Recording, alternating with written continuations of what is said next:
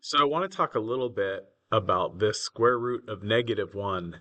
And we've talked about how it is defined as I. I is it's called the imaginary unit.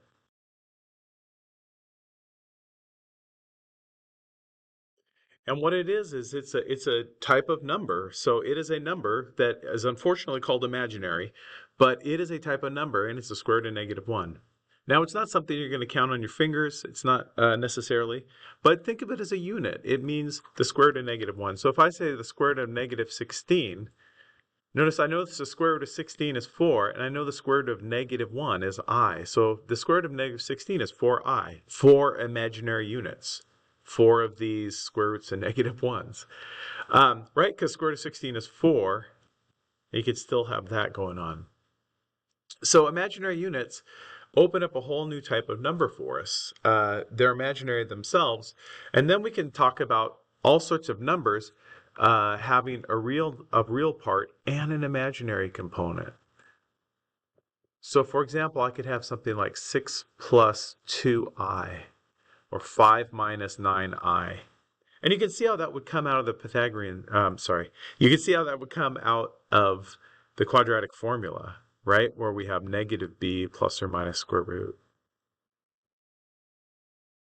We have that. This part can end up being imaginary, right? So these could be answers that come out of the quadratic formula when we're looking for those zeros. And remember, the zeros sometimes are x-intercepts, but sometimes they're not. Sometimes they're just something that happens and we're not exactly sure where it is because this graphing doesn't have any imaginary numbers in it. So this idea of imaginary numbers, I could have something like 3 minus 4i, or 6 minus 8i, or plus 8i, or something like that. Now these numbers, just like any number, I can add them together. Like if I wanted to add this number to that number, you already know how to do this. It's like combining like terms. How many real parts do I have? 3 plus 6 is 9. How many imaginary pieces do I have? Negative 4i plus 8i is positive 4i. Or you could subtract them, right? Let's say I wanted to go this number minus that number. Well, I would distribute the negative into there. Boop. And then do my subtraction. 3 minus 6 is negative 3. Negative 4 minus 8 is negative 12i. It's not an x, but you can treat it like an x. You have like units that you combine.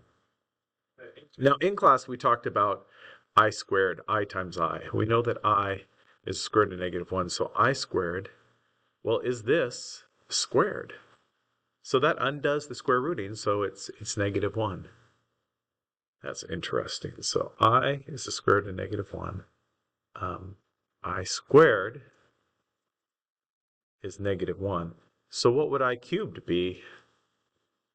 Well, it would be this times I again. So it's -I. What would I to the fourth be?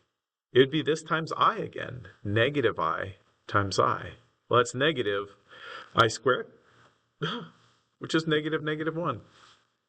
So I to the fourth is 1. So to get back to positive 1, you got to multiply by I 4 times.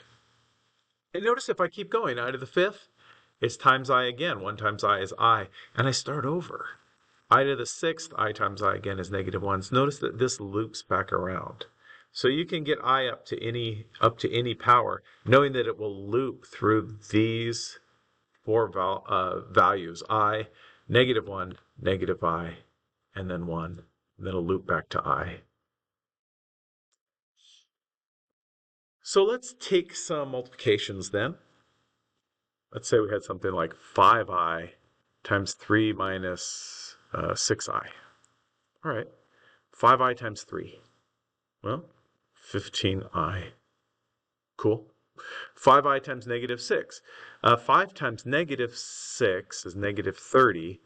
I times I is I squared. Wait, but what's I squared? -1. -30 times -1. So this would be plus 30. And I have that. And then you can leave it like that.